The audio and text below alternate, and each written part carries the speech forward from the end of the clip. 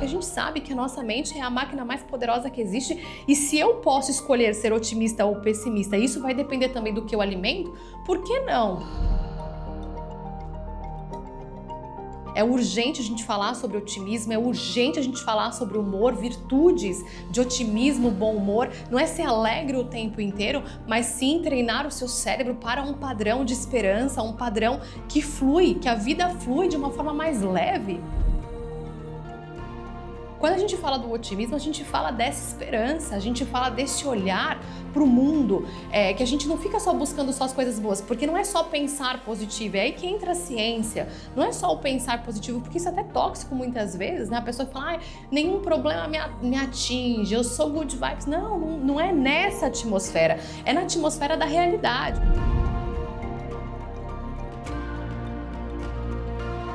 Eu sei que as coisas desafiadoras vão acontecer, mas a forma como eu lido para com elas é o que vai determinar a minha forma de viver, de olhar para o mundo e de ter esperança.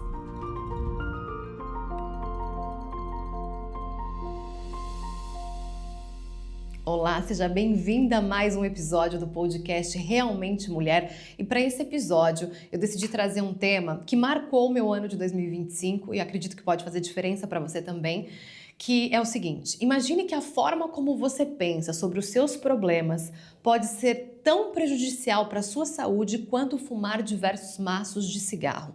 É isso que eu aprendi numa das minhas aulas de psicologia positiva com o Dr. Mark Seligman, que é o pai nessa área, e ele explica o impacto que a forma como a gente lida com os nossos pensamentos pode ter uma influência direta não só na nossa saúde física, como também na nossa saúde emocional. E é disso que eu quero falar hoje com vocês. E para começar esse episódio, eu quero partilhar com vocês um pouquinho dessa minha jornada para entender sobre o pessimismo e o otimismo na minha vida. Eu sempre me considerei uma pessoa pessimista e achava que isso fazia parte da minha identidade. É claro que eu não colocava esse nome, nossa, eu sou pessimista, mas eu tinha padrões de pensamentos e comportamentos que validavam essa plaquinha.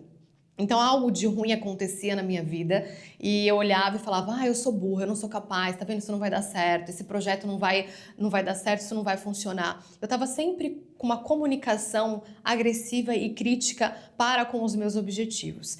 E até então, eu não sabia que aquilo tinha sido um padrão aprendido. O pessimismo tinha sido um padrão aprendido ao longo da minha jornada. Pessoas com quem eu convivi que também tinham esse olhar para o mundo mais pessimista, esse olhar para o mundo mais negativo.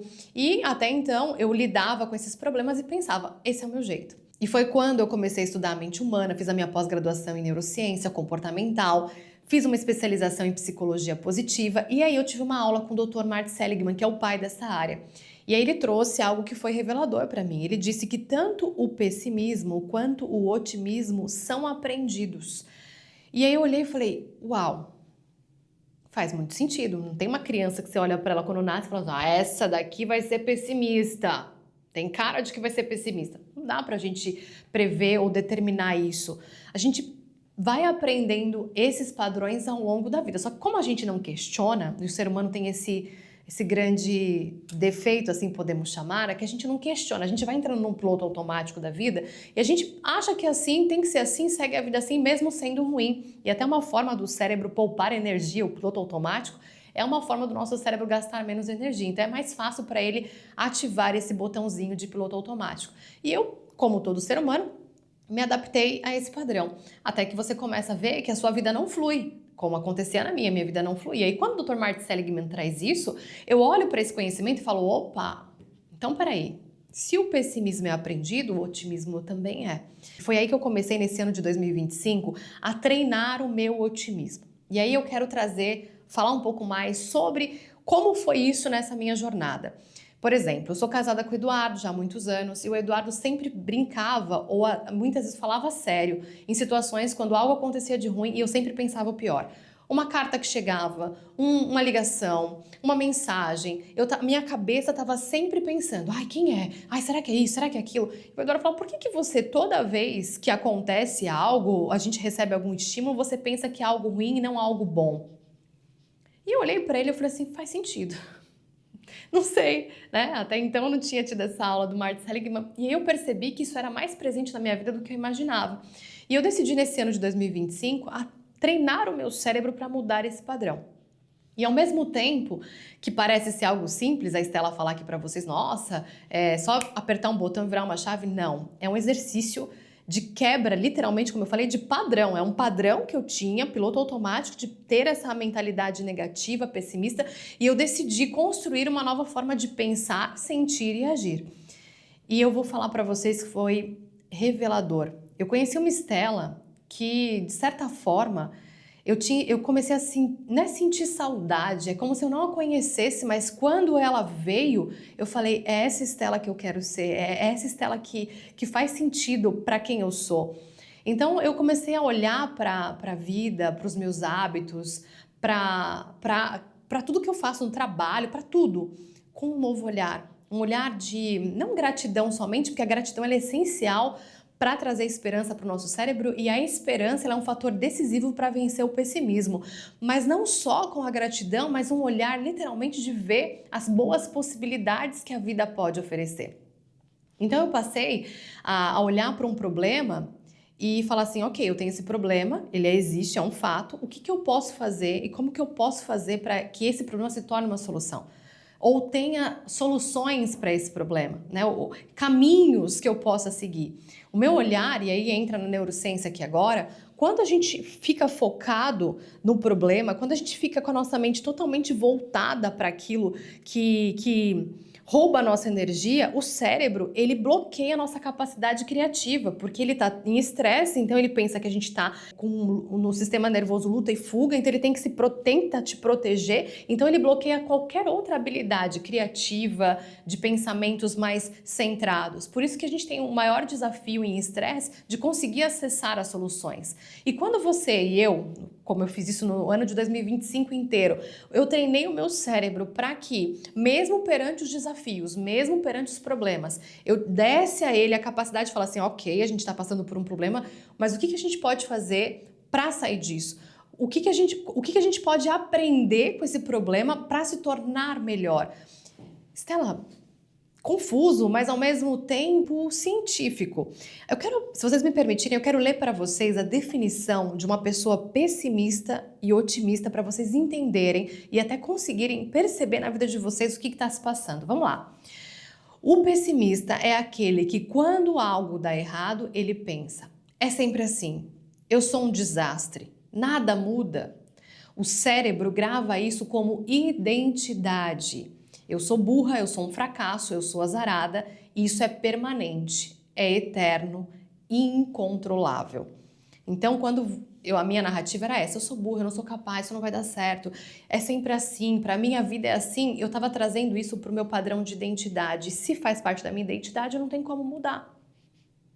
E aí a vida parece que está dando errado, mas não é porque está dando errado porque tem que dar errado, é porque eu estou alimentando esse padrão. Vamos olhar para o otimista. A pessoa otimista vive o mesmo problema, mas o cérebro interpreta diferente. Hoje eu não dormi bem. Dessa vez eu não estudei o suficiente. Preciso pedir ajuda. Só preciso descansar um pouco. É temporário, é específico e é ajustável. Então não é que o problema não vai existir, ele vai existir, mas a forma como nós lidamos com ele, seja num padrão pessimista ou otimista, é o que vai determinar o resultado e a nossa saúde física e mental. E aí entra nessa questão da gente olhar um pouquinho mais para as nossas experiências de vida, né?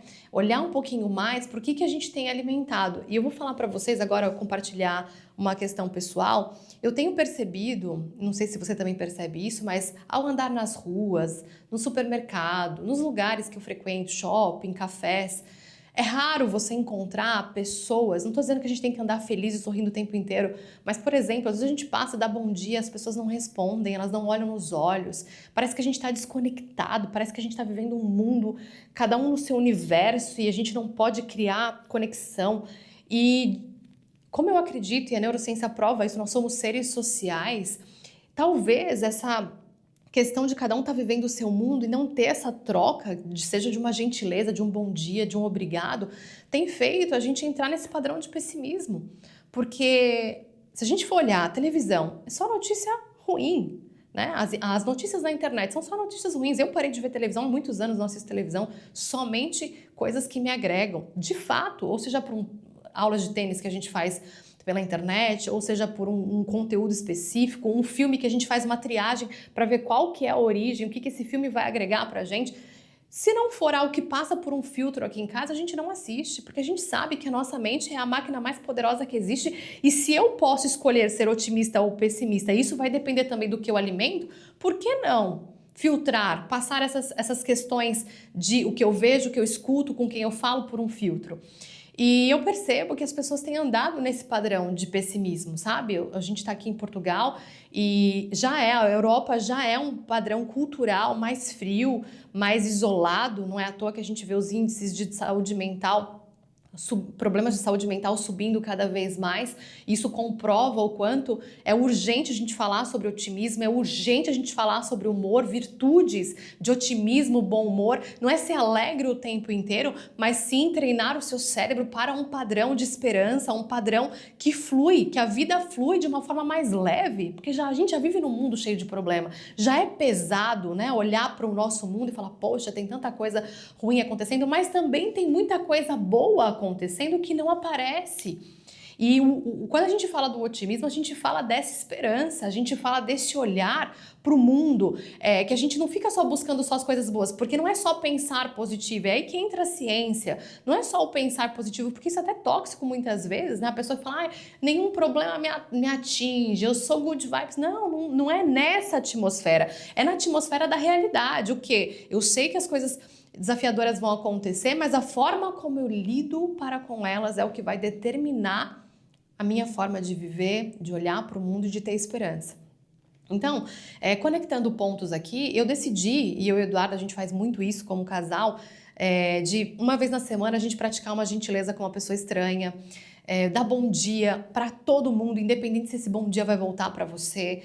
São padrões que vão alimentando o tipo de música que a gente escuta, as coisas que a gente assiste, vão alimentando um cérebro que funciona bem. E um cérebro otimista, ele tem muitos benefícios. Assim como um cérebro pessimista, ele passa e sofre diversos riscos para a saúde, depois eu vou citar já para vocês o que pode acontecer com o cérebro pessimista, o cérebro otimista tem muitos ganhos. E se a gente pode escolher o que sentir, por que não? O que pensar, a forma como pensar sobre os desafios da vida, por que não escolher esse caminho? E aqui eu quero partilhar com vocês um estudo muito interessante que foi feito com pesquisadores que trabalhavam com crianças de 10 anos de idade. Crianças de 10 anos de idade, tá? Eles queriam perceber um pouquinho sobre o quanto o pessimismo e o otimismo afetavam o cérebro dessas crianças.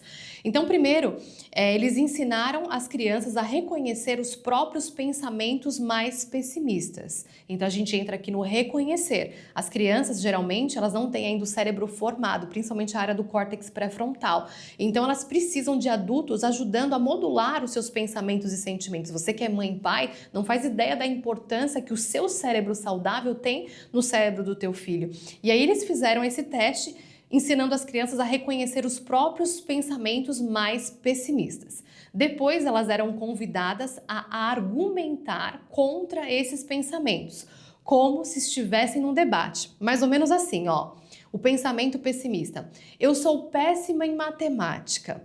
Contra-argumento. Não, eu errei essa prova, mas a anterior eu fui bem ou vou precisar estudar mais para a próxima. Talvez eu precise de ajuda no conteúdo específico.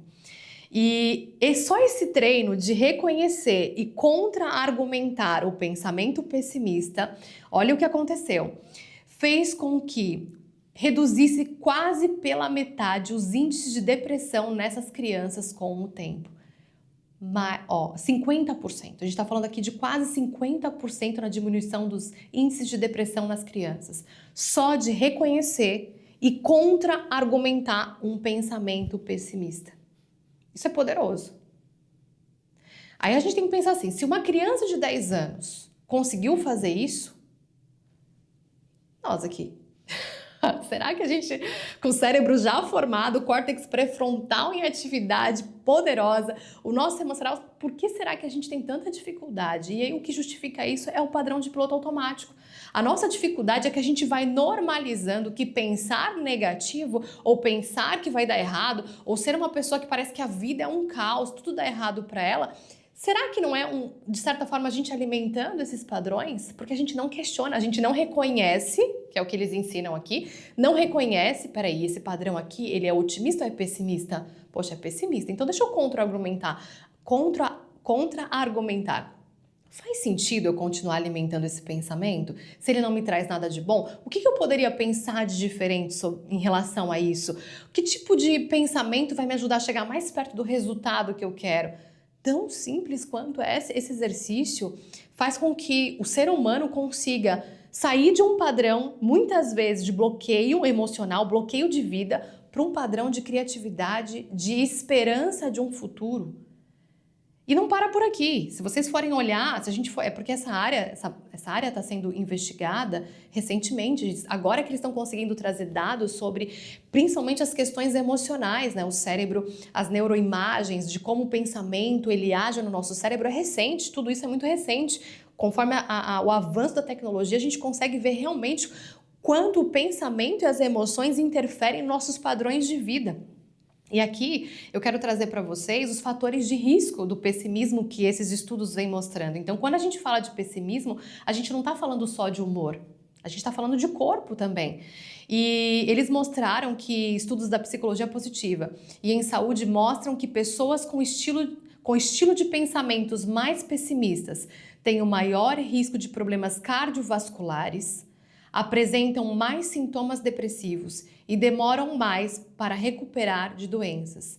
E aí entra o que eu comentei com vocês. Alguns estudos chegam a apontar que o pessimismo crônico, aquela crença de que nada vai melhorar e de que tudo é incontrolável, pode ser tão prejudicial para o corpo quanto fumar vários maços de cigarro por dia. Ah, Estela, você tá falando isso para me assustar? Não, eu tô falando isso para trazer consciência para você, para mostrar que a forma como você determina os seus padrões de pensamento, a forma como você lida com a sua mente vai determinar tanto os seus resultados de vida, quanto a sua saúde física, mental e emocional e espiritual.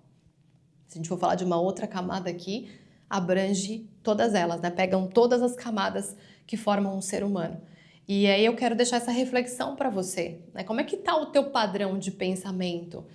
Mais uma vez, não é só uma pessoa que pensa que as coisas vão dar errado, mas no seu dia a dia, você já acorda com aquela mente que vai se arrastando, que só, ai, não tem isso, ai, não tem aquilo, tá faltando tal coisa, a mente da escassez também é uma forma de ser pessimista. Você não tá olhando para o que você tem de fato. Quantas e quantas vezes eu faço exercícios com as minhas alunas durante a mentoria Vonar e elas estão ali cansadas e eu falo, quando foi o momento da sua semana que você parou para agradecer pelo que você já tem de fato?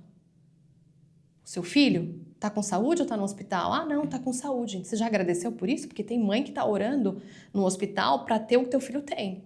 Vamos começar a agradecer. Tem comida na sua geladeira? Você dorme no frio? Toma um banho gelado? Ah, Estela, mas isso é o normal? Não, não é o normal. A gente normaliza porque a gente tem abundância. Mas tem muitas pessoas que estão orando e rezando para ter o que a gente tem hoje. É uma mudança de pensamento. E somos nós os responsáveis por direcionar o nosso cérebro. Somos nós os responsáveis para falar assim, não, é por esse caminho que eu quero ir. Senão a gente vira robô. Piloto automático nada mais é do que fazer o que todo mundo faz. Pensar como todo mundo pensa, comer como todo mundo come, ser sedentário como todo mundo é. E aí entra a neurociência, a neuroplasticidade. O seu cérebro pode mudar. O seu cérebro pode ter uma nova forma de pensar, sentir e se comportar. Quantas e quantas pessoas que descobrem o poder do seu cérebro constroem uma vida? Eu tenho aqui diversos relatos no próprio canal do YouTube das alunas que chegam assim, pessimistas. Ai, nada dá certo na minha vida. Eu tenho uma aluna que ela fala no depoimento, uma aluna da Suíça, ela fala assim, olha, o dia que eu vi a Estela falando sobre pensamentos e emoções, eu pensei, a Estela não deve ter os problemas que eu tenho. Mal sabia ela que eu tinha problemas muito piores que o dela. o que mudava a forma como eu lidava com eles. E foi o que ela descobriu. No depoimento dela, eu vou até deixar aqui embaixo o link para quem quiser assistir, ela fala: é incrível como entender o poder do meu cérebro, da minha mente, das minhas emoções, mudou o rumo da minha vida. Essa mulher veio pessimista, mãe de 3 filhas, trabalhava, morando na Suíça, tinha um marido que amava. Tudo que uma pessoa, digamos, tem de bom ali, de família estruturada, ela tinha, mas ela por dentro estava apagada, pessimista, só conseguia ver o futuro sem expectativa, não conseguia nem enxergar o futuro, na verdade, estava sem expectativa. E aí a gente foi olhar para a história de vida dela, a mãe era mais pessimista ainda. Mais uma vez a gente comprova padrões aprendidos.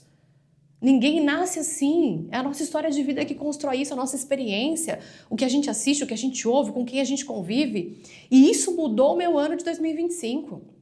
Porque eu falei assim, se tá no meu controle ser uma mulher alegre, ser uma mulher de bom humor, porque aqui em casa, eu lembro que o Eduardo falava assim, nossa, o que acontece com você? Teve uma fase que eu tava muito mal-humorada, acordava mal-humorada, dormia mal-humorada. E isso cria um peso na casa, porque tudo é energia. E eu falei, eu não quero ser essa mulher. E a hora que a gente descobre que dá pra gente ter um bom humor, olhar pra vida com mais leveza, conseguir reorganizar os nossos pensamentos, a gente percebe que tá tudo no nosso controle.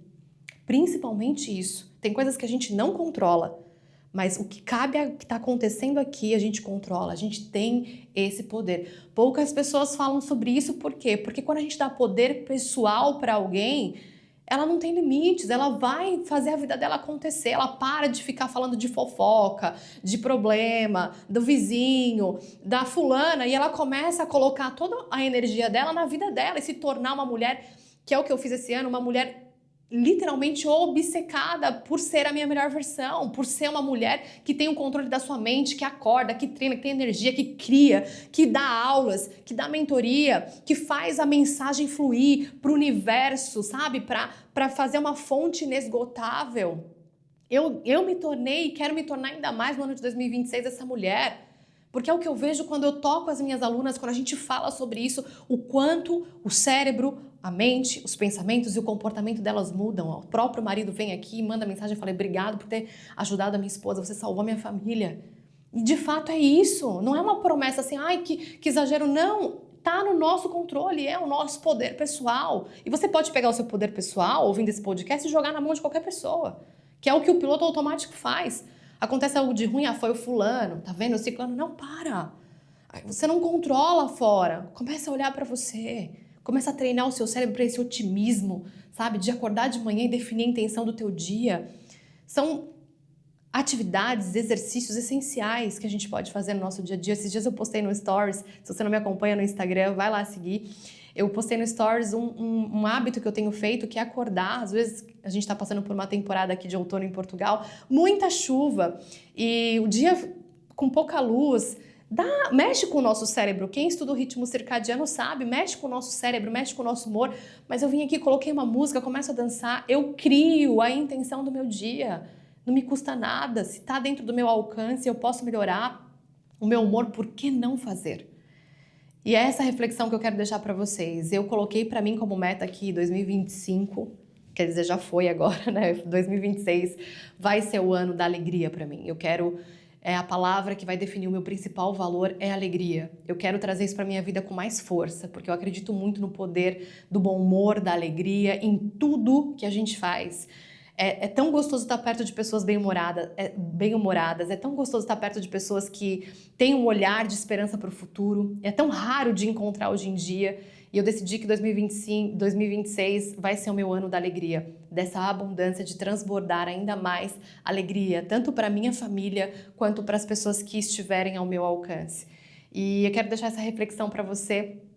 E partilhe comigo se você se identificou com isso também, do quanto às vezes o pessimismo toma conta da nossa vida, da nossa rotina, a gente nem percebe, entra nesse piloto automático, e o quanto para você talvez seja importante também definir a intenção da tua energia, do teu otimismo, de como você quer conversar com o teu marido, passar essa herança emocional para os teus filhos, construir boas relações através desse otimismo. É incrível o quanto a nossa postura, do que aquilo que a gente controla, que é a nossa mente, nosso corpo, a nossa vida, influencia no que a gente atrai. E esse é um tema para o próximo podcast para a gente conversar.